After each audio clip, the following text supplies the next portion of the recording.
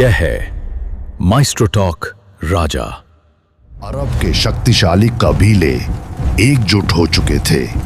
10,000 का लश्कर मदीना की ओर बढ़ रहा था, लेकिन उसी रेत के बीच एक शख्स ऐसा भी था जो चुपचाप इतिहास की दिशा बदलने वाला था। मेरा नाम नुएम इब्न मासूद है।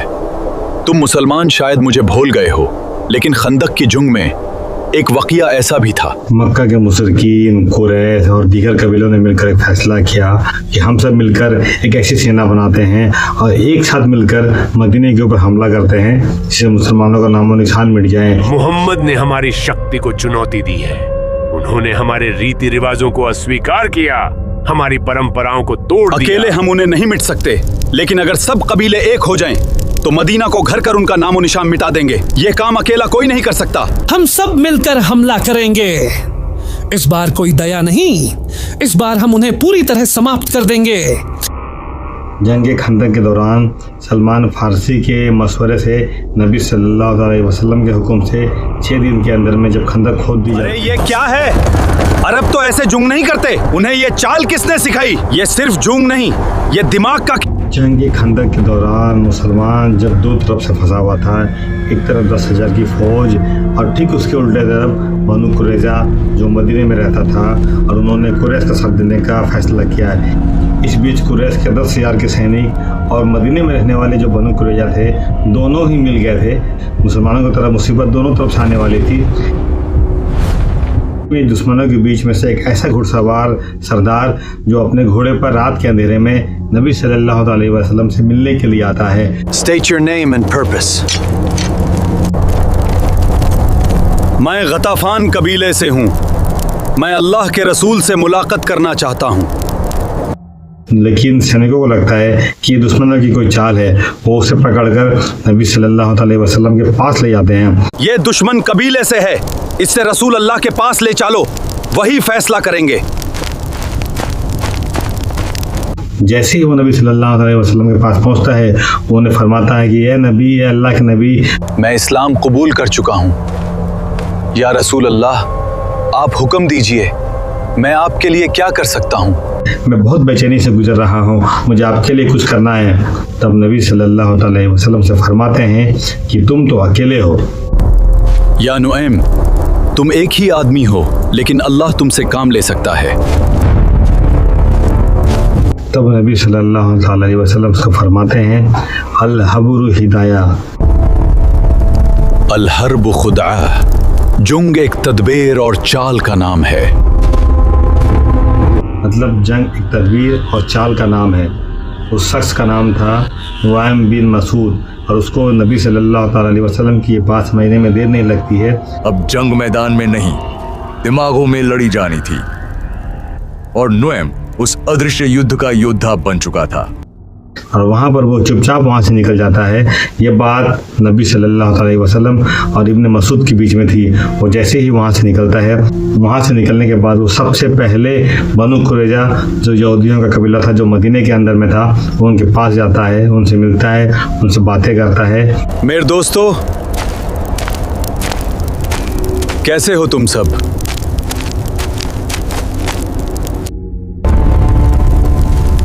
तुम जानते हो कुरैश और गाताफान कल वापस चले जाएंगे अगर जंग लंबी हुई, लेकिन तुम। और उनसे बताता है कि मेरा कबीला हो या फिर कुरैश का कबीला, ये लोग तो लड़ लेंगे। ये लड़के अगर हार का मामला आएगा तो ये लोग तो चले जाएंगे। अगर कुरैश हार गए तो वो यहाँ से चले जाएंगे। उनका घर मक्का है, लेकिन ये तुम्हारा घर है। लेकिन तुम्हें तो यहीं रहना है। अगर तुम जंग में शामिल हो रहे हो तो तुम उनके पास एक ऐसा शर्त रखो, अपने सरदारों में से कुछ बड़े सरदारों को तुम हमारे पास में गिरवी रखोगे, हमारे पास बंधक रखोगे, तब हमें यकीन होगा कि तुम सच में जंग को आखिरी दम तक ले जाना चाहते हो। तुम जंग में आखिरी दम तक लड़ोगे और हम तुम्हारा साथ देंगे।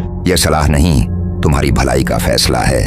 शर्तें स्वीकार होने तक तलवार म्यान में रहे, वरना यह युद्ध भारी पड़ सकता है। बनु कुरैजा के दिलों में इस तरह की बातें डालने के बाद में नुआम इब्न मसूद कुरैश के कबीले में जाते हैं और उन्हें बोलते हैं, मुझे खबर मिली है बानु कुरैजा तुम पर भरोसा नहीं करते। शायद वो तुम्हारे कुछ सरदारों को गिरफ्तार करके मोहम्मद को सौंप देना। और वो किसी बहाने से तुम्हारे सरदारों को लेकर मोहम्मद के सामने पेश कर देंगे और अपनी वफादारी साबित करेंगे और वो फिर से उनसे मिल जाएंगे। इसलिए जंग के दौरान में अगर वो तुमसे अपने कबीले की अगर किसी सैनिकों को मांगे या सरदारों को मांगे तो आप बिल्कुल भी मत देना। इसके बाद में नुआन इब्न मसूद अपने कबीले की तरफ जाते हैं और उन्हें बताते हैं कुरैश और बानू कुरैजा एक दूसरे पर भरोसा नहीं कर रहे। अगर ये जंग उलझ गई तो वो सब भाग जाएंगे और हम अकेले फंस जाएंगे।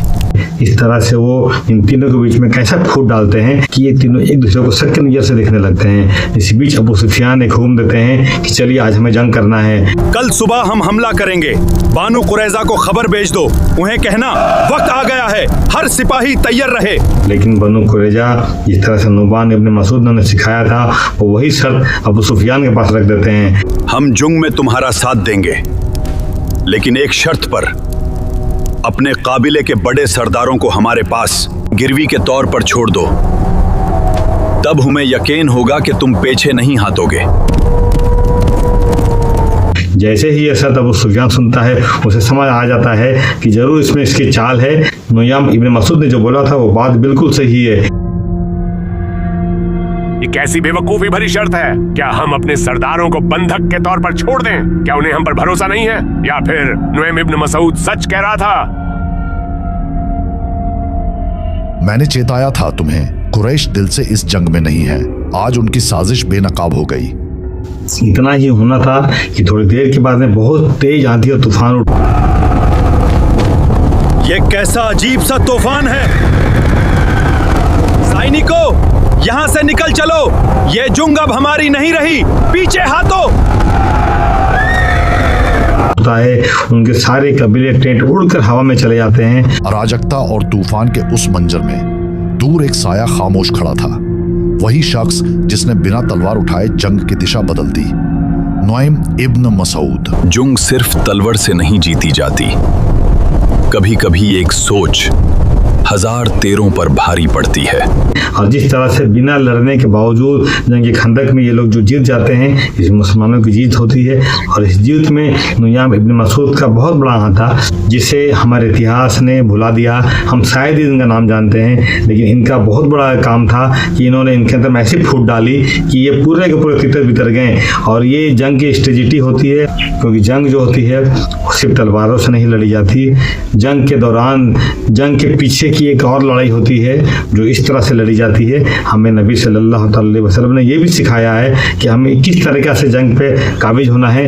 दिल, दिमाग और बदन का ताकत सब लगता है जंग के दौरान में। तो इसलिए नुयाम इब्न मसूद हमारे इतिहास के उन योद्धाओं में से हैं जिन्हें शायद हमने बुला दिया। और इसी तरह के योद्धाओं को हम आपके पास में खोज कर लाते रहेंगे। तब तक के लिए हमारे चैनल को लाइक और सब्सक्राइब जरूर करिएगा। जय हिंद।